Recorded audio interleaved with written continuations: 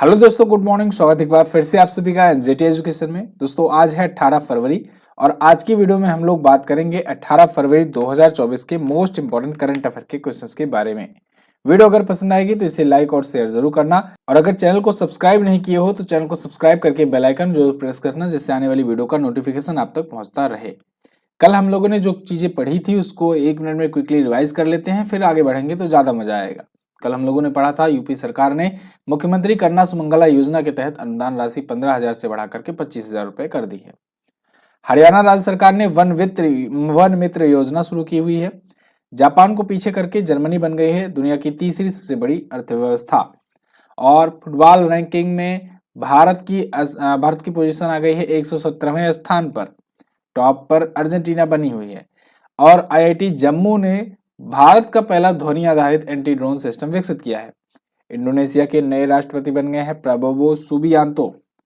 और south Indian bank ने वर्ष का सर्वश्रेष्ठ टेक्नोलॉजी बैंक का पुरस्कार जीता है। विश्व मानव विज्ञान दिवस दोस्तों फरवरी महीने के तीसरे गुरुवार को मनाया जाता है। इस बार भी ये मनाया गया, 15 फरवरी को पड़ा था। बिहार विधानसभा के नए अध्यक्ष बन गए हैं नंद किशोर यादव। और इलेक्ट्रॉनिक और आईटी मंत्रालय ने नीलिट के साथ मिलकर के डिजिटल इंडिया फ्यूचर स्किल सम्मेलन का आयोजन किया गुवाहाटी असम में। ये पहला संस्करण था। ये टॉप 10 करंट अफेयर के क्वेश्चंस थे कल की वीडियो से, जिनका आपने किया है क्विकली रिवीजन सिर्फ और सिर्फ 1 मिनट में। कल कुछ लोग शिकायत कर रहे थे सर बहुत तेज तेज पढ़ा रहे हो, बहुत जल्दी जल्दी पढ़ा रहे हो। साथियों ऐसा कोई उद्देश्य नहीं था।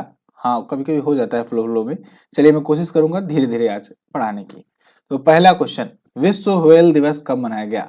World whale day.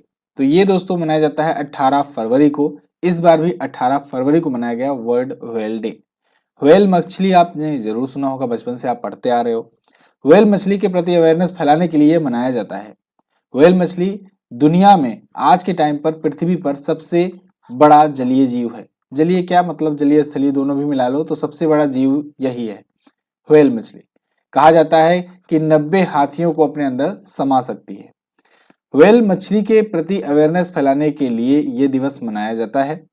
विभिन्न प्रकार के व्हेल, उनके महत्व, उनके सामने आने वाले खतरों के बारे में जागरूक करने के लिए, क्योंकि भाई वो भी एक जीव है, उनको भी रहने का ही अधिकार है उतना ही जितना आपको है। और यही इकोसिस्टम को बनाए रखते हैं सभी लोग, ठीक है ना। हर एक का अपना महत्व है। अगर कोई मछली जीवित है समुद्र में तो समझ लो वो समुद्र के बहुत सारे कचरे को साफ करती है, उसमें सहायक होती है। और मतलब हर एक जीव जो है वो अपनी अपनी जगह पर बिल्कुल परफेक्ट है प्रकृति के हिसाब से। अब उनसे छेड़छाड़ होगा, अगर मान लो वो उन्मूलन की अवस्था में आएंगे तो फिर दिक्कत तो आएगा ही। 1980 में इस चीज को पहचानते हुए माउई हवाई में इसकी शुरुआत की गई विश्व व्हेल दिवस की। ठीक है जी। एक और दिवस मनाया जाता है दोस्तों, और मैं इसको इसी में कवर कर लिया हूँ। 17 फरवरी को हालांकि ये मनाया जाता है ग्लोबल टूरिज्म रिसाइलियंस डे। ये 2023 से मनाया जाना शुरू हुआ है। और जैसा कि मैं आपसे हमेशा कहता हूँ, मेरा उद्देश्य यही रहता है कि आपको ज़्यादा से ज़्यादा कंटेंट प्रोवाइड करना कम से कम समय में। इसके लिए अलग से क्वेश्चन लेने का कोई मतलब नहीं था। यूएन के द्वारा ग्लोबल टूरिज्म रिसाइलियंस डे मनाया जाता है 17 फरवरी को, ये भी याद रखना। ठीक है, शुरुआत इसकी 2023 से यानी पिछले साल से हुई थी। आगे बढ़ते हैं। ये फरवरी महीने का महत्वपूर्ण दिवस है। रिकॉल करना चाहो तो रिकॉल कर सकते हो आप। 1 फरवरी को इंडियन कोस्ट गार्ड डे मनाया गया। 2 फरवरी को वर्ल्ड वेटलैंड डे मनाया जाता है, दोनों ही इंपॉर्टेंट है। 4 फरवरी को विश्व कैंसर दिवस, मोस्ट इंपॉर्टेंट। 1 से 7 फरवरी विश्व अंतर धार्मिक सद्भाव सप्ताह मनाया गया। 6 फरवरी सुरक्षित इंटरनेट दिवस। 7 फरवरी राष्ट्रीय काला HIV एड्स जागरूकता दिवस। 10 फरवरी विश्व दलहन दिवस। 11 फरवरी समर्पण दिवस। 11 फरवरी को ही विज्ञान में महिलाओं और लड़कियों के लिए अंतर्राष्ट्रीय दिवस। 13 फरवरी को विश्व रेडियो दिवस और 13 फरवरी को ही राष्ट्रीय महिला दिवस मनाया जाता है। 12 फरवरी को अंतर्राष्ट्रीय मिर्गी दिवस और 12 फरवरी को राष्ट्रीय उत्पादकता दिवस मनाया जाता है। 15 फरवरी को अंतर्राष्ट्रीय बाल कैंसर दिवस और 15 फरवरी को विश्व मानव विज्ञान दिवस मनाया गया। वैश्विक पर्यटन लचीलापन दिवस, जिसके बारे में हमने बात किया अभी, 17 फरवरी को, और 18 फरवरी को व्हेल डे मनाया गया। अगला, हाल ही में जारी हुरून इंडिया 500 की लिस्ट के अनुसार भारत की शीर्ष गैर सूचीबद्ध कंपनी कौन बनी? दोस्तों भारत की सबसे बड़ी नॉन लिस्टेड कंपनी बन गई है सीरम इंस्टीट्यूट ऑफ इंडिया। सबसे बड़ी बोले तो वैल्यूएशन के मामले में तो सीरम इंस्टीट्यूट ऑफ इंडिया एक ऐसी कंपनी है जिसकी वैल्यूएशन इंडिया में आज के टाइम पर सबसे ज्यादा है, और वो नॉन लिस्टेड है। मतलब क्या हुआ इसका सर?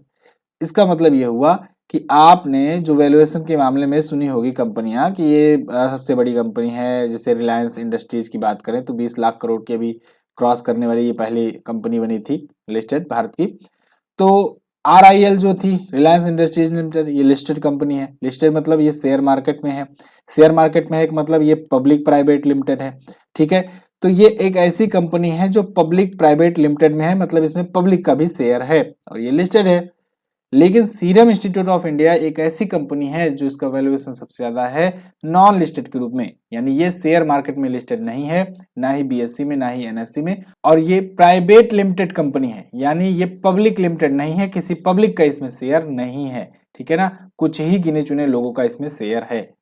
तो उस दिन भी मैंने आपको बताया था कि जब कोई कंपनी प्राइवेट लिमिटेड से पब्लिक लिमिटेड के रूप में लिस्ट होती है उसी को कहते हैं कि वो शेयर मार्केट में लिस्ट हो गई, ठीक है ना। मतलब अब आम जनता भी शेयर उसके खरीद सकेंगे क्योंकि वो या तो NSE या तो BSE में लिस्ट हो गई। तो इस हिसाब से नॉन लिस्टेड कंपनीज जो हैं, जो ना तो NSE में ना ही BSE में लिस्टेड हैं, तो उनको नॉन लिस्टेड कंपनी कहेंगे। और इस मामले में सबसे बड़ी कंपनियों की लिस्ट निकाली गई तो उसमें सीरम इंस्टीट्यूट ऑफ इंडिया जो है ये टॉप पर रही, ठीक है जी, समझ में आ गया। अब सीरम इंस्टीट्यूट ऑफ इंडिया है कौन सी, इसको जानो। आपको याद होगा कोविड के दौरान एक कंपनी का नाम बहुत बार बार तेजी से आ रहा था, वैक्सीन बनाने वाली company. Serum institute of India जो है आधार पूनावाला की कंपनी, ये वैक्सीन बनाती है और दुनिया की सबसे बड़ी वैक्सीन प्रोड्यूस करने वाली कंपनी है। ध्यान रहे, दुनिया की लार्जेस्ट वैक्सीन प्रोड्यूसिंग कंपनी है। दुनिया भर के बहुत सारे जो कंपनियां हैं बड़ी बड़ी जो रिसर्च करती हैं, अपनी वैक्सीन बनाती हैं, बड़ी बड़ी मतलब आपको ऑक्सफोर्ड यूनिवर्सिटी या ऐसी कोई बड़ी बड़ी संस्थाएं, वो अपना वैक्सीन खोज लेती हैं, लेकिन जब उनको प्रोडक्शन करवाना होता है तो आ करके प्रोडक्शन बड़ी मात्रा में यहाँ पर करवाती हैं, ठीक है ना। तो यहाँ से प्रोडक्शन होता है, फिर यहाँ से सप्लाई होती है। तो इसने भी अपनी वैक्सीन जो है एक जो सप्लाई करी उसका नाम था कोविशील्ड। कोरोना की जो वैक्सीन इसने सप्लाई करी उसका नाम था कोविशील्ड, याद होगा। कोविशील्ड बहुत बड़ी मात्रा में देशवासियों को लगाया गया था। तो सीरम इंस्टीट्यूट ऑफ इंडिया ये वो है, कहां पर स्थित है, ये पुणे में स्थित है। कहां पर, पुणे में स्थित है और आधार पूनावाला के नेतृत्व में वर्तमान में चल रही है। साइरस पूनावाला ने इसको शुरू किया था और उन्हीं के बेटे हैं आधार पूनावाला जो वर्तमान में इसके CEO हैं, ठीक है जी। सेकंड पर कौन है, NSE है।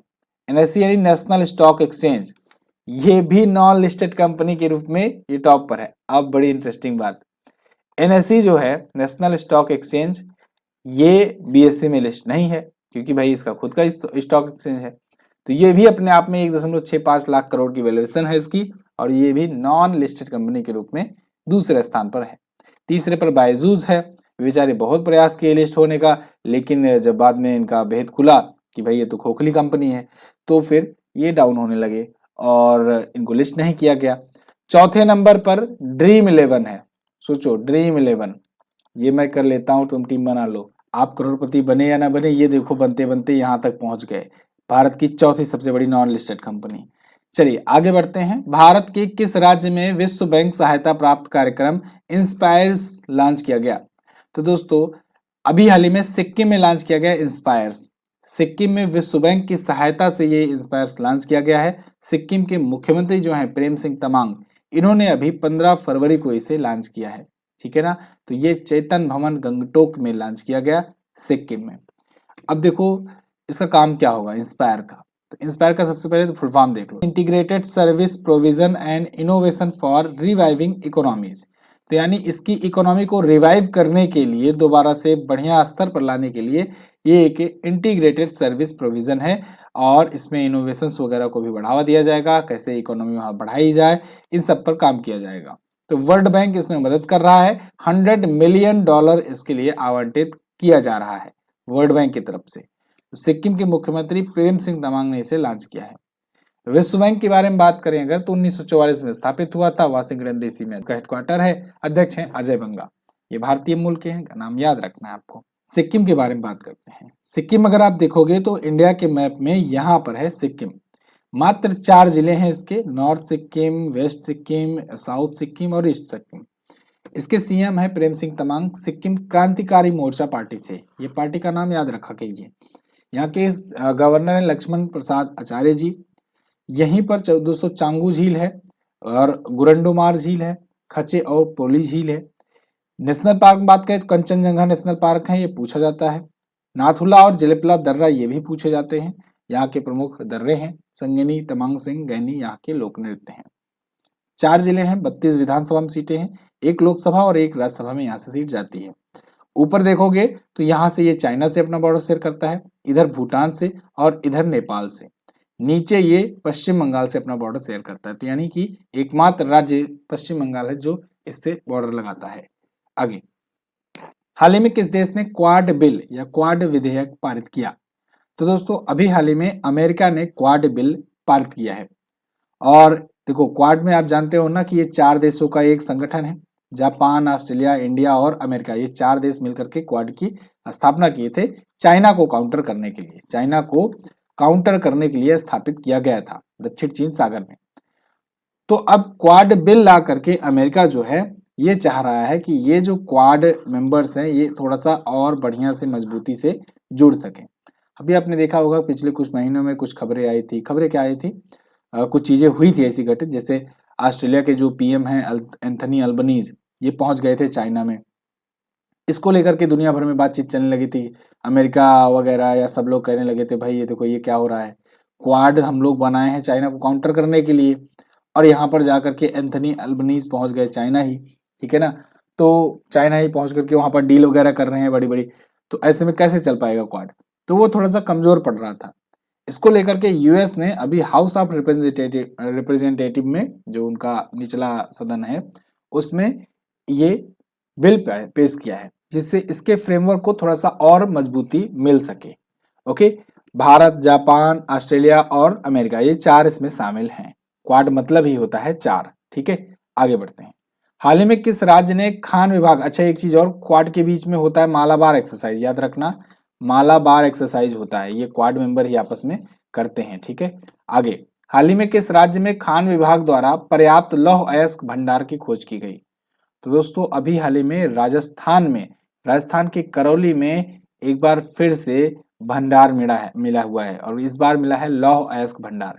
अगर आपको याद हो एक बार लिथियम का भंडार मिला था, लिथियम का भंडार मिला था, ठीक है। अभी यहाँ पर राजस्थान के करौली में लौह अयस्क के भंडार की खोज हुई है, और ये बहुत बड़ी मात्रा में है राजस्थान के करौली में। ये लौह अयस्क 1888 हेक्टेयर में फैली हुई है, और इसमें खोड़ा, दादरौली, टोडुपुरा और लेलोटी क्षेत्रों में 840 मिलियन टन से ज्यादा लोहे अयस्क की खोज की गई है। ये लौह अयस्क क्या होता है इसको समझो आप। देखो जब भी खुदाई वगैरह होती है, अगर कोई अयस्क मिलता है, अगर कोई भी धातु मिलती है, तो कोई धातु ऐसी नहीं मिलती है कि आम रूप में मिल जाए कि चमकती हुई बढ़िया से स्टील मिल जाए या लोहा मिल जाए, ठीक है ना, ऐसा नहीं होता है। उसमें अयस्क रहता है, वो अयस्क में बहुत सारी धातुएं रह सकती हैं, ठीक है ना। उस अयस्क में कुछ मात्राएं रहती है उस धातु की, जो मात्रा अयस्क के सांद्रण के बाद प्राप्त होती है। यानी जैसे लोहे का अयस्क है, तो मतलब लोहे का जो रॉ मटेरियल है मैग्नेटाइट रूप में होगा या हेमेटाइट रूप में होगा, ये दोनों लोहे के अयस्क हैं। फिर इस मैग्नेटाइट से लोहा निकाला जाएगा, ठीक है ना, जिसे अयस्कों का सांद्रण कहते हैं, रस्किंग ऑफ ओर कहते हैं, आपने पढ़ा भी होगा इंटर वगैरह में। तो यहां से रस्किंग करके, यहां से सांद्रण करके वो धातु निकाली जाती है, ठीक है। कुछ धातु हैं जो अपने वैसे ही मुक्त अवस्था में पाई जाती हैं, आपने पढ़ा भी होगा साइंस में, एक लाइन में पढ़ करके आगे निकल जाते हो लेकिन उसका मतलब नहीं समझते हो। सोना जो है एक ऐसी धातु है जो मुक्त अवस्था में पाई जाती है, ठीक है ना। तो सोना जो है इसको अगर छोड़ दें, बाकी जो है बहुत सारी चीजें हैं जो अयस्क के रूप में पाई जाती हैं, बहुत सारी चीजें हैं जो मुक्त अवस्था में भी पाई जाती हैं।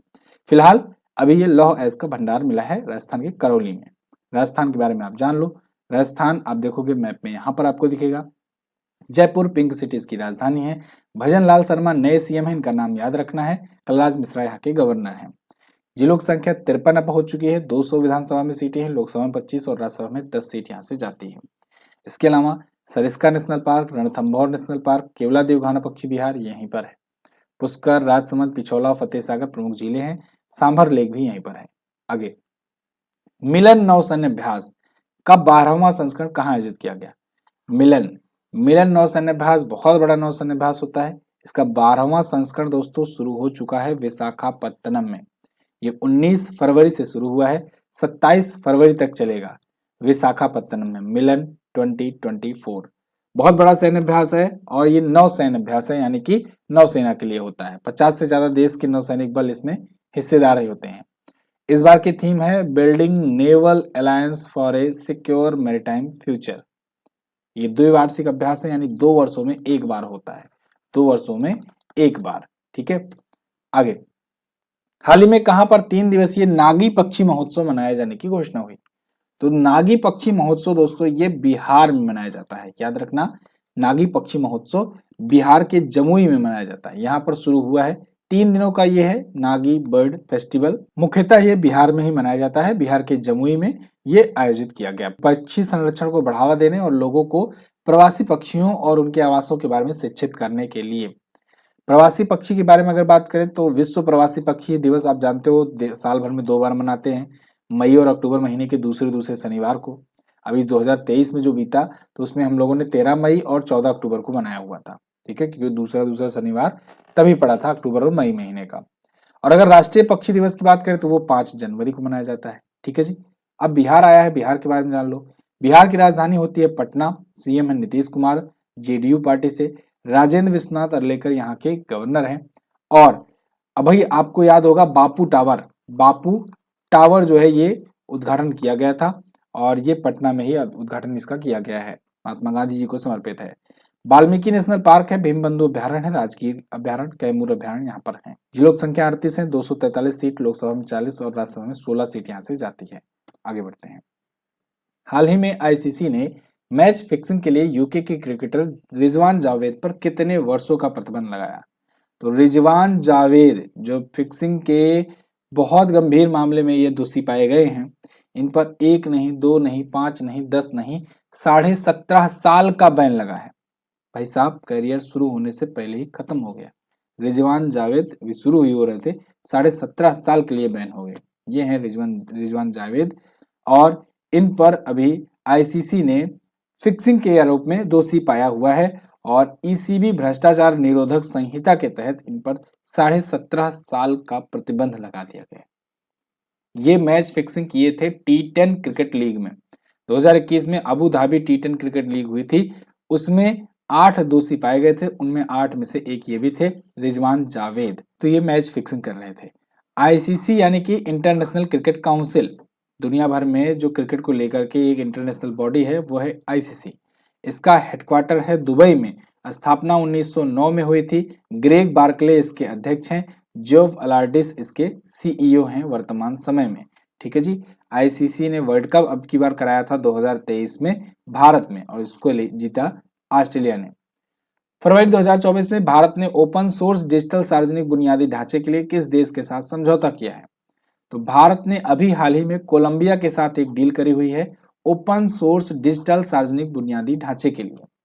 तो अब देखो भारत जो है ना ये दुनिया भर में सर्विसेज भी बहुत ही अच्छी तरीके से एक्सपोर्ट कर रहा है। तो अब और देशों के साथ ऐसी डील भी बहुत सारी आ रही हैं कि हम लोग डिफेंस डील कर रहे हैं, हम लोग डिजिटल डील भी कर रहे हैं, डिजिटल सर्विसेज प्रोवाइड कर रहे हैं। यहाँ पर कोलंबिया के साथ भी कुछ ऐसी ही डील हुई है, एक MOU साइन हुआ है between 2 nations India to share its open source DPI।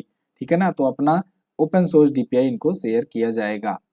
Colombia कहाँ पर है इसको देख लो, मैप में अगर आप देखोगे तो दक्षिण अमेरिका कॉन्टिनेंट तो आप जानते ही होगे, दक्षिण अमेरिकी महाद्वीप, उसमें ही यहाँ पर सबसे ऊपर दिख जाएगा आपको कोलंबिया। ठीक है ना, वेनेजुएला के पास में कोलंबिया। ठीक है, अभी यहाँ पर मैंने उस दिन बताया था आपको ग्वाटेमाला ये सब के बारे में। फिलहाल कोलंबिया जो है यहाँ पर आपको दिखेगा। कोलंबिया की राजधानी बगोटा होती है, यहाँ के प्रेसिडेंट है गुस्तावो पेट्रो और यहाँ की मुद्रा होती है कोलंबियन पेसो। अगला क्वेश्चन, हाल ही में दुनिया का सबसे बड़ा एक दिवसीय चुनाव कहां पर संपन्न हुआ? तो दुनिया में सबसे बड़ा एक दिवसीय चुनाव जो है ये इंडोनेशिया में अभी संपन्न हुआ है। इंडोनेशिया ये भी बहुत बड़ी डेमोक्रेसी मानी जाती है, जैसे कि इंडिया जो है ये तो दुनिया की सबसे बड़ी डेमोक्रेसी है, लेकिन इंडोनेशिया जो है ये तीसरी सबसे बड़ी डेमोक्रेसी है। तो यहाँ पर 205 मिलियन मतदाता हैं, इसके साथ ये दुनिया की तीसरी सबसे बड़ी ये डेमोक्रेसी है। लेकिन ये सारा का सारा चुनाव एक ही दिन में करा लिए। अभी राष्ट्रपति का चुनाव हुआ था, मैंने कल आपको बताया भी था, प्रबोवो सुबियांतो यहाँ के नए राष्ट्रपति बने हैं। तो इस चुनाव में एक और रिकॉर्ड दर्ज हो गया है कि दुनिया का सबसे बड़ा एक दिवसीय चुनाव हुआ है ये। मतलब एक ही दिन में इतना बड़ा चुनाव हुआ और सभी लोगों ने एक साथ मिलकर के वोटिंग करी हुई है। ठीक है, तो 14 फरवरी को ये आम चुनाव हुए थे और अभी तक के इतिहास का सबसे बड़ा चुनाव एक दिवस में था। जैसे भारत में तो इससे ज्यादा है मतदाता, नो डाउट, भारत के सामने तो कहीं नहीं टिकता ये, लेकिन भारत में आपने देखा होगा ना, कई चरणों में चुनाव होते हैं, 5 चरण, 6 चरण, 7 चरण में होता है, कई दिनों तक चुनाव चलते हैं अलग अलग जगहों पर। ठीक है, तो वो कई दिनों में हुआ, यहाँ पर एक ही दिन में पूरा का पूरा हुआ। ठीक है ना। इंडोनेशिया के बारे में बात करें तो इंडोनेशिया देखोगे आप तो आपको यहाँ पर मिलेगा इंडोनेशिया, ये पूरा इधर से लेकर के इधर पापुआ न्यू गिनी तक ले लो, ये पूरा है इंडोनेशिया। ठीक है ना। यहाँ छोटा सा है सिंगापुर और ऊपर इधर है मलेशिया। ठीक है, तो मलेशिया को ऊपर देख लो और नीचे यहाँ सिंगापुर, नीचे इसके है इंडोनेशिया, ये पूरा का पूरा। यहाँ पर जकार्ता है, पहले इसकी राजधानी थी, लेकिन अब ये नुसंतारा यहाँ पर अपनी राजधानी बना रहे हैं। और कल इसके बारे में आपको बताए ही थे कि प्रबोवो सुबियांतो नए राष्ट्रपति बने हैं। मुद्रा इंडोनेशियाई रुपया होती है। तो ये थे आज के दिन के टॉप 10 करंट अफेयर के क्वेश्चंस। आई होप आपको वीडियो पसंद आई होगी, इन्फॉर्मेटिव लगी होगी। अगर पसंद आई है तो इसको लाइक कीजिएगा, शेयर कीजिएगा। इसकी पीडीएफ आपको टेलीग्राम पर मिलेगी और कल मंथली वीडियो अपलोड हो चुकी है 1 से 15 फरवरी तक की, तो आप उसको भी जाकर के देखिए। लाइव सेक्शन में चले जाइएगा। ठीक है ना, लाइव सेक्शन में जाओगे तो वहां पर आपको मिलेगा, क्योंकि क्लास लाइव हुई थी। तो चैनल पर जाकर के लाइव सेक्शन में जाना है। इसके अलावा ऑनलाइन अगर आप चाहते हो रिवीजन के लिए तो आप हमारा व्हाट्सएप चैनल ज्वाइन कर सकते हो, और भी तरह तरह के अपडेट्स यहाँ पर सबसे पहले आपको भेजे जाते हैं। कल मैंने क्वेश्चन आपसे पूछा था, भारत में मुख्य चुनाव आयुक्त का कार्यकाल कितना होता है? तो मुख्य चुनाव आयुक्त या तो 6 वर्ष या अपनी उम्र का 65 वर्ष तक रह सकता है चुनाव आयुक्त के रूप में। ठीक है, तो उपरोक्त दोनों ऑप्शन आपका यहाँ करेक्ट होगा। ये मुख्य चुनाव आयुक्त के लिए भी एलिजिबिलिटी क्राइटेरिया है और कार्यकाल है मतलब, और चुनाव आयुक्त के लिए भी है। भारतीय संविधान के मौलिक अधिकारों में निम्न में से क्या निहित नहीं है? तो संपत्ति का अधिकार ये मौलिक अधिकार नहीं है, और ये अभी के टाइम पर विधिक अधिकार है, अनुच्छेद 300 के क में ये चला गया है। ठीक है ना। तो ये कल के क्वेश्चन थे। आज आपको क्या बताना है? आज आपको बताना है उत्तर प्रदेश की चर्चित योजना कन्या सुमंगला योजना की शुरुआत कब हुई थी। दूसरी बात, वर्तमान समय में किस देश की अर्थव्यवस्था सबसे बड़ी है? ये तो इजी है, आप बताओगे। इसके अलावा आप इसमें ये भी बता सकते हो भारत कब कौन सी अर्थव्यवस्था बनेगा, कल मैंने आपको बताया था, आप बताइएगा जरूर। बहुत बहुत धन्यवाद यहाँ तक बने रहने के लिए। मिलेंगे अब अगली वीडियो में। बुक ऑर्डर कर सकते हो आप, अमेजन पर अवेलेबल है। पीडीएफ और क्विज इसकी एमजीटी ऐप पर मिलेगी। मैं आपसे कल की वीडियो में मिलूंगा, तब तक के लिए नमस्कार, जय हिंद, वंदे मातरम।